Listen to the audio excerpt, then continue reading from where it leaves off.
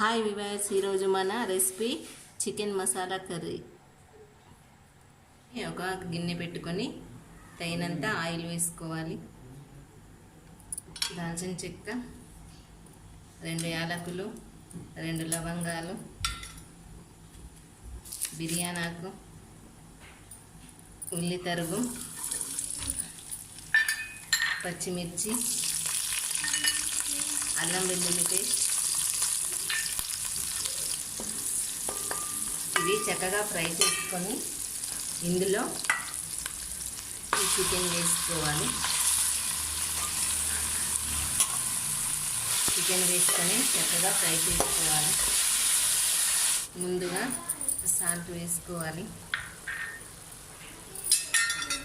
కొంచెం ధనియా పౌడర్, కొంచెం కారం, కొంచెం గరం మసాలా, కొంచెం జీలకర్ర పొడి,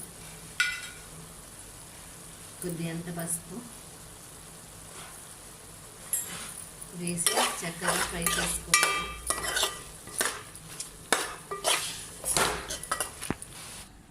టమాటో, కాజు, మిర్చి వేసి గ్రైండ్ చేసుకున్న పేస్ట్, ముందుగా మనం రెడీ చేసి ఉంచుకున్న ఈ పేస్ట్ని వేసుకోవాలి. చక్కగా ఉడికేంత వరకు ఫ్రై చేసుకోవాలి.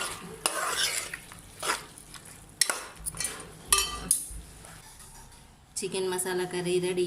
కొంచెం కొత్తిమీర వేసుకొని డిష్ అవుట్ చేసుకుందాం. Emmy taste chicken masala curry